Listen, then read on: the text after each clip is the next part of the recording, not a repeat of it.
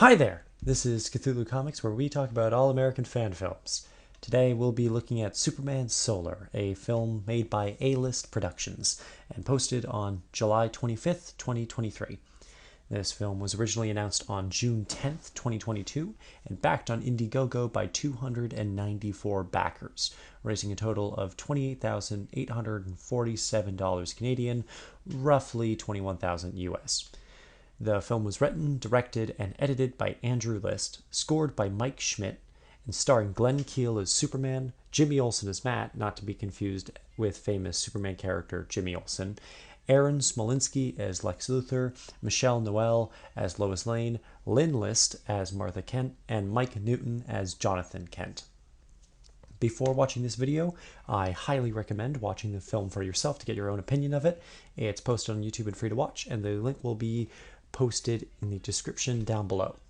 Seeing as this is a fan film with very low budget, I'm going to try and steer clear of any criticisms focusing on equipment quality or special effect quality, focusing primarily on things such as plot, script, and acting. Also, apparently there's a controversy behind this film I've heard chatter about, but to be honest, I don't know what said controversy is, and as such, I won't be talking about it, unlike another fan film that was released recently. Spider-Man Lotus. Sorry about that. If you're still here, let's get down to the film itself. This film follows the adventures of Superman in his second year of heroics, now having gained a name for himself and garnering the attention of Metropolis. A large majority of the film focuses on Superman talking to a boy named Matt, who, to put it lightly and in a way that won't get this video decimated by the algorithm and demonetization gods, plans to go bungee jumping off a skyscraper without a cord. Superman tries convincing Matt not to follow through, with flashbacks through Superman's life detailing important moments in his career as a hero. This basic synopsis is honestly an excellent concept for a fan film. When people think of Superman, they might expect huge special effects, or planet-wide battles, awesome duels that would require heaps and heaps of money to achieve in the form of film. In reality, all you really need for a Superman fan film is something that can capture the heart of the character. This film has a great idea on paper, but my problem is with the execution of the concept. Let's look at how all this plays out. The film starts with a football game in Smallville, with Martha Kent complaining about how she should be at the game, but instead she's at home making her son Clark his famous costume. She tells Clark that she's upset about how the suit's symbol looks like a target, and Clark reminds her that he wants villains to point their weapons at him instead of innocents, and he wants to make sure that people see him. The film then shows a compilation of Superman doing Superman things, from flying across the sky to changing a kid's bike tire, with audio of interviews with Metropolis citizens playing in the background, the city seeming mixed of their opinions on him. A quick scene plays of an older couple in Smallville recognizing Clark as Superman, but willing to keep a secret, claiming that everyone in Smallville would probably do the same. I think that these scenes are great in concept, especially the Smallville scene, but the script is a little janky, undercutting the emotion of these scenes. All the characters seem to act as if they were in a bubble, reading their lines but never really reacting to the other actors, an issue I feel continues the rest of the fan film. There's also some parts of the script throughout the film that feel wrong? Like they should have been looked over. He's saving people from burning buildings. He's stopping car accidents. He's even stopping murders. So how are you going to sit here and tell me that he's not a hero? Because there's no risk involved. We call police officers to run into burning buildings, putting their lives on the line where they could fail. So until he's in a situation where he could fail, he's no hero. And what situation would that be? That's just it. I don't think there is one. Okay, to break this down, first off, you don't send police officers to go into burning buildings to save people. That's what the fire department is for. You're talking about firefighters. Also, what do you mean that someone needs to fail to be a hero, or needs to put themselves at risk to be a hero? If a cop wears a bulletproof vest to stop a criminal from hurting people, is their heroism lessened for being less at risk? I know we're not supposed to agree with this guy and that Superman is obviously a hero, but this guy should be making somewhat reasonable points, or else it just kind of feels like there's no real reason to not like Superman. When there should be certain reasons, similar to how people don't like Batman or Spider-Man because they are masked vigilantes, dealing their own form of justice. But in this, it just feels like he's criticizing him because he's not doing good enough, because he's too good at it. I don't know. It's weird. The next scene depicts Clark sitting at home, looking at the newspaper before seeing a job opening for the Daily Planet. This is the first time we see Glenn Keane putting on his Clark Kent persona, and it's a good point to talk about his portrayal of Superman. Glenn Keane, like Andrew List, is a former U.S. Army Marine, with Superman Solar currently being his only acting credit that I could find. Glenn's physicality matches the character pretty well, having a muscular physique, padded out even more by the Superman suit, which makes him look physically larger than everyone else. My problem with his portrayal is the acting, which is awful. Someone will hire you eventually, Clark. Mom, I'm not sure how these are making me look any smarter.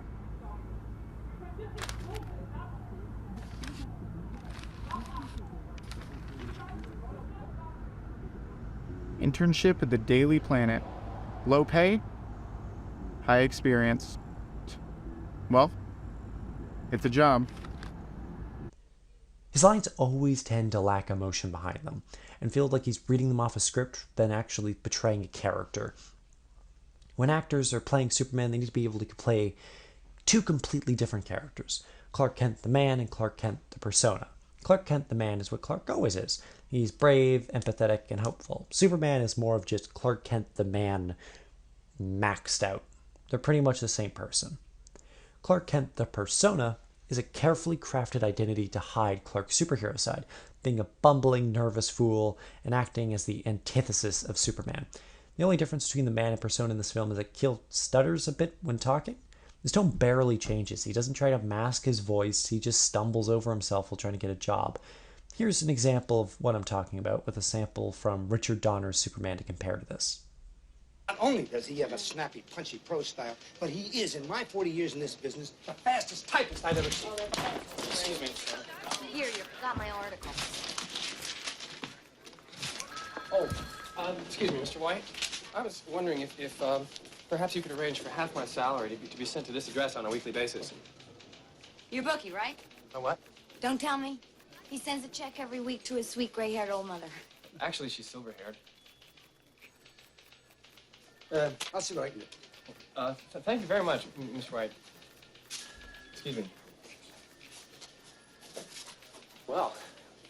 Daily Planet, Cat speaking. Hello. Yes, I saw your ad in the paper. It was on page 6. Maybe no, it was page 7. Name? Yes. Kent. Clark Kent. Well, Kent's my last name. Well, sorry, I didn't. Could you come in this evening? We've had someone cancel. Tonight? Yes. Yeah, splendid. Wow, did you just say splendid? Beer at 9 p.m. 9 p.m. Okay, I'll be there. And splendid means to.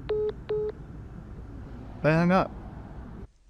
Now again, I don't want to compare a fan film on a $21,000 budget to a theatrical film with a $257 million budget, accounting for inflation, but there are certain aspects that I feel still need to be pointed out. This poorly acted scene is quickly replaced by an honestly very fun sequence that I'll let play out. We interrupt this broadcast to bring you a severe weather update. We've just confirmed a tornado has touched down just outside of Keystone City. Wait, what's that? We're getting visual that... Yes! Superman out of nowhere has arrived and seemingly stopped the tornado. This man is a miracle, without a moment to spare. This whole shot is just really good. I like it. It's fun. It's simple, but it's just something that I really like. We then cut to the main plot, with Superman flying over to Matt, who is about to go skydiving without a parachute. He talks to a cop and asks his men to stand down. However, the cop's voice and line delivery is incredibly similar to Keel's, in my opinion, which makes the scene a little confusing to follow. I'll let it play out. Temple, we're all secure here. No need to send further response. Jesus Christ, what's going on? We got a kid about to jump off the building. He made a post online saying goodbye. Could you have your people back down? I want to go talk to him. Look, I know you've been doing a lot of good around the world, and I don't have a problem with that, but I don't take orders from you. I know you don't, but they do. I don't know if you guys can tell what I mean, but it's honestly just a nitpick. Anyways, as Superman talks to Matt, he approaches him as a friend, even telling him his real name to get closer to him. However, this entire scene, while being very nice, with a much more clean rapport between the actors, is undercut by poor acting again, but also poor editing. The scene has several flashbacks to Clark's past, each flashback relating to the conversation he has with Matt. Unfortunately, these flashbacks begin abruptly, cutting into dialogue between the two, and seemingly acting as a substitute for Clark answering Matt's questions, such as where he comes from or why he's a hero. We'll get to these flashbacks individually, but first I want to tell you about my biggest gripe of this fan film, something very simple and very small, but crucial to filmmaking. I want to tell you about shot continuity. Shot continuity is when shots make sense when put together. This can range from making sure all props and set pieces are accounted for during multiple takes, or that characters are in the same shot during dialogues. That one in particular, I have a problem with. Superman Solar has several instances within this dialogue scene between Matt and Clark where they will switch sides of the frame. It starts with Clark staying on the right and Matt staying on the left, then reverses after the first flashback with Matt on the right and Clark on the left, then reverses 2 more times after the second flashback, and then seemingly continues with the previous continuity after the third flashback before reversing in the middle of the scene.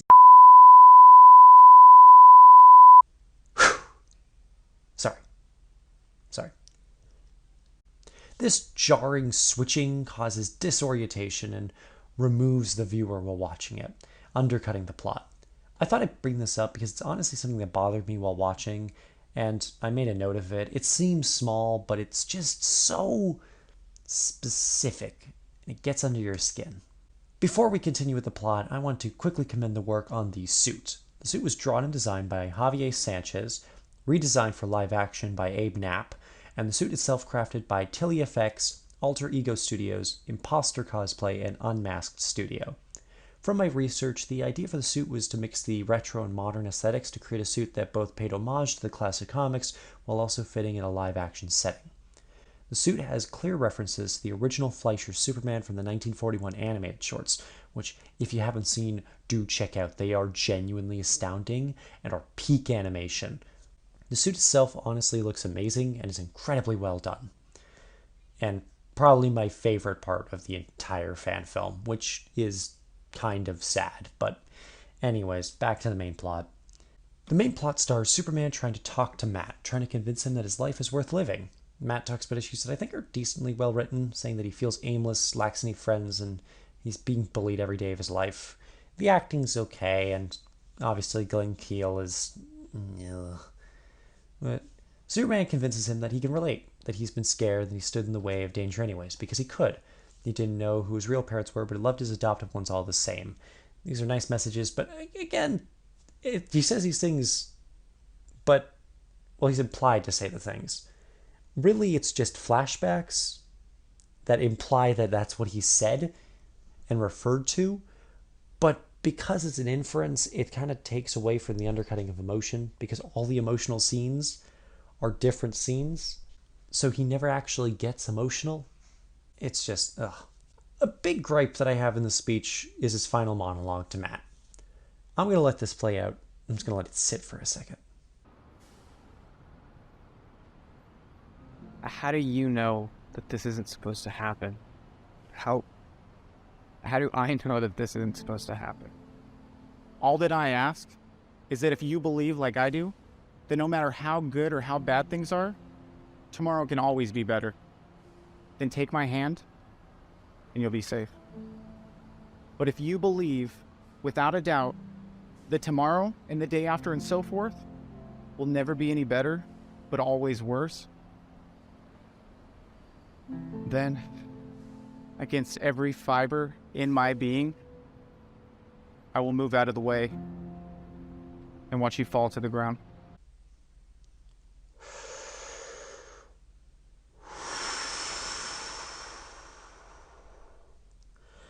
What? What is this? What does he mean by unwillingly watching him fall? That's just implying that hey, okay, if you believe that tomorrow will be better, sure, you can live. But if you think that tomorrow's going to be shit, I'm going to let you die. Like, what? What? Why? No, that's not anything what Superman would say. That's the complete opposite. It makes him feel like he's only going to save him if there's like a point to it, if he doesn't have to come back there the next day. It's just, oh, Jesus Christ. Despite Superman seemingly implying that he should jump, Matt eventually takes his hand, choosing life over death.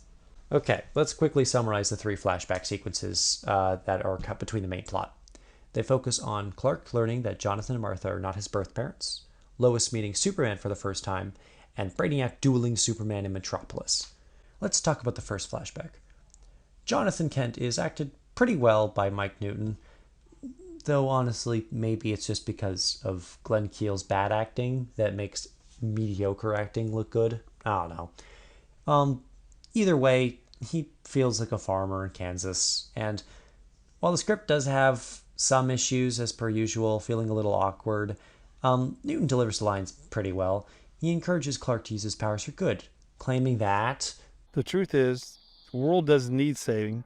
We need inspiration. And Clark, you can be that inspiration whenever you're ready.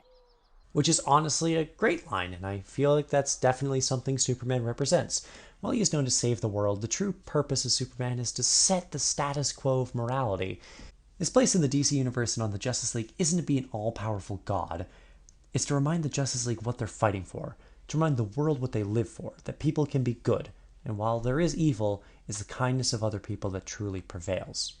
In the second flashback, Lois Lane is interviewing Superman for the first time. The script in the scene is probably the best in the entire film, and while I have been harping on the script during this video quite a bit, there are moments like these that are somewhat enjoyable to watch. Michelle Noel's portrayal of Lois is probably the best part of the film, excluding the suit, with her capturing Lois's hot-headedness and tenacity for a good story with pretty good efficiency. She doesn't directly antagonize Superman, but all of her questions are there to get some sort of scoop and find a way to write about him that catches people's attention, questioning the limits of his invulnerability, his position in politics, the possibility of him becoming a dictator or a soldier for the military. The only time she doesn't ask a question is in her final line. No one asked you to do this. No one asked me not to. I honestly could have sufficed with just the scene in place of the whole movie. It was a great interaction between Clark and Lois, and I thoroughly enjoyed it. The scene also reveals that Superman's character has Walked on Venus. And I have touched the bottom of the oceans. which I will get back to soon. The third and final flashback is a fight between Brainiac and Superman. The fight itself is fine, though the entire battle is filled with extreme long shots and done entirely in CGI, taking place in a desert just outside of Coast City, resulting in a fight that doesn't feel like it has any stakes of any kind or weight behind it. Brainiac has a few lines. I'm unsure of who his voice actor is. He does an okay job, but it could just be the voice effect over him that's doing it for me. Superman gives an abridged world made of cardboard speech, saying that he lured him out in the desert so he can go full strength on him, before unleashing his full power vision. The dialogue scene is honestly the worst offender of shot continuity in the entire film, probably making it my least favorite part of the entire thing. I'm going to let the scene play out, and I want you viewers to try and figure out how many times it breaks shot continuity. Go ahead, have fun. Kryptonians, they always lose. I will now rip you limb from limb. I've never faced anyone who could move me, let alone throw me. You've showed me today that I could bleed. I'm even more like humans than I thought. But you know what I've done my whole life? Held back. What are you rambling on about? I was able to draw you away from the city, to the middle of nowhere. You brought me to a place where I can finally cut loose. What is this?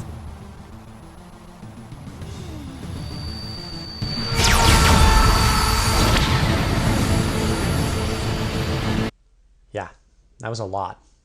I don't even know. I'm not even going to count the real number. It's too much. Anyways, just this whole scene feels a bit pointless. Like earlier I said, the only thing you need to make a good Superman film is to capture the heart of the character. You don't need CGI battles, you don't need big, huge duels between supervillains. You just need to get the character right. And this whole thing, this emotional talk between Superman trying to convince a kid that life is worth living, really didn't need to cut to Superman battling Brainiac in the middle of a desert. Like, it just wasn't needed. I feel like they just put this in because they had the extra money to do it, and they thought, hey, this emotional film's going a bit too slow. We need a random battle with a Superman villain that'll make the fans go, "Hoo." So they probably put it in there, even though, again, really unnecessary. Anyways, I'm getting a little tired of being harsh on this movie, so let's try to switch to something a little more positive. After saving Matt, Clark goes to the Daily Planet and meets Lois for the first time in his Clark persona. Lois, once again, does a pretty good job, captures a similar energy to Margot Kidder from the original Superman films, in my opinion. I don't know, maybe that's just me, but I can see the similarity. She commends Superman for saving the kid, not with his powers, but only his words, which is something that, once again, I greatly enjoy. She also has no care for Clark, talking over him and forgetting his name mid-conversation, which is honestly pretty accurate to my interpretation of Lois first meeting Clark. Noel and Keel have a decent chemistry as both Lois and Clark and as Lois and Superman, but again, Glenn Keel kind of tanks it with his bad acting. In my opinion, that's probably one of the more important parts of a Superman movie starring the two characters. You really need to nail down the chemistry between them. They're like the most famous superhero couple in all of comics. If you get that wrong, you're kind of screwed. Anyways, the final scene is a compilation of Clark working at the Daily Planet and Superman talking to Lois, posing on buildings, and having a pizza dinner with Matt, with a voiceover of Clark talking about never giving up and always looking forward to a brighter future. The speech itself is pretty good, and the delivery is somewhat improved near the end, but this is still You'd be surprised to know, however, or maybe not surprised, maybe your expectations are already pretty low at this point, but this is not actually the end of the film. This film has not one, but two end credit sequences which I will break down bit by bit, and honestly kind of, in my opinion, ruin the fan film further. The first end credit scene is Superman meeting Lex Luthor for seemingly the first time. Lex Luthor is played by Superman film veteran Aaron Spellinski, who also played Baby Superman in the Richard Donner film, the photo booth boy in Superman 3, and a U.S. Marine in Man of Steel, making Superman his fourth Superman project. Smolinski does a pretty good job as Lex, and honestly kind of carries the presence of him. While Superman is clearly bigger and taller than Lex, Smolinski still manages to play an asshole corporate CEO who doesn't fear him, barely hiding his disdain for him under a thinly veiled, sarcastic demeanor. He leaves and goes to LexCorp R&D looking at a kryptonite suit he built to defeat Superman. The suit is pretty basic in design. It would have been cool to have a touch more green in it rather than the blackish brown color. Anyways, the second end credit scene teases a potential meetup between Superman and Batman with a batarang and a bat signal. I feel like these two scenes are not only incredibly disconnected from both each other and the rest of the film, but also really unnecessary. This whole film was an emotionally driven story of Superman convincing a teenager that life is worth living, with his powers being nothing more than eye candy. I know you can't really have an end credit scene that teases a kid getting his parents killed and needing to be consoled by Superman, but I'd rather just have no end credit scene at all than two teasing unnecessary action-driven future sequels. If you've caught on, the film does have a handful of subtle nods to other DC heroes, such as Keystone City being the home of Flash, and Coast City and Ferris Air being tied to Hal Jordan's Green Lantern, but they were best when they were just that, subtle nods. I also feel like it's wrong to have this be year 2 of Superman, having already battled Brainiac, done interstellar travel, and touched the bottom of the ocean before having even met Lex Luthor? Lex Luthor should be, in my opinion, the first villain Superman ever meets. They don't need to be direct adversaries, but Superman certainly shouldn't have beaten Brainiac before he even meets his arch nemesis. It's like if Batman's very first villain was the Court of Owls, then establishes his first Robin, and then he meets Joker in 2 years. I honestly think that the timeline of this should have been considered much more, but it is kind of a nitpick, but it still gets under my skin. Also, again, going back to it, you really don't need some action-driven sequels to this emotionally driven fan film. It's not necessary. I feel like a large driving force of this was that it was just Superman talking to a kid. He was proving himself to be human, and now we're going to cut this to Lex Luthor has a mech suit and might beat up Superman, and Superman and Batman might meet up. Ooh. It's just fan service for the sake of fan service. And I know it's a fan film, but it's good to have restraint sometimes. Not everything needs to have a sequel or needs to be part of a larger universe. Sometimes you can just have a nice, cute fan film that's just part of its own universe. Overall, what did I think of this film? While it had its issues with scripts, acting, and shot continuity, it doesn't feel like a soulless production. This film was made with some heart, and the production had some care in it. But honestly, if you couldn't tell by my tone, it just doesn't cut it for me. For all the positivity I tried giving it, even cutting slack for it being a fan film and Andrew List's first ever production, it just doesn't work for me. It has the basic building blocks in place, but it needs a lot of work. The acting, writing, dialogue, editing, and production as a whole need way more effort put into them. It never sold me on the concept of this being a Superman film, because Superman doesn't convince me that he's actually Superman. It just feels like a guy who's wearing the Superman suit and powers, but it's not Superman. There is potential. There is potential. But it will take far more time for everyone involved in this to really elevate it to the legendary proportions the character demands. Also, you don't need sequels. Thank you so much for watching. This is my first real video and I hope you enjoyed it. Please like and subscribe, it really supports the channel and is incredibly appreciated. I know my title is Cthulhu Comics and I'm discussing a fan film, but I do want to discuss actual comics. My next video being a nice segue from this, Superman Secret Origin by Jeff Johns. I would love to talk about my thoughts on the character more, as it's someone I'm actively learning about, and after that I might talk about characters I'm more familiar with, such as Batman, Spider-Man, Moon Knight, or The Flash. Until then, thank you so much for watching. Your viewership means the world to me, and I hope you have a wonderful day.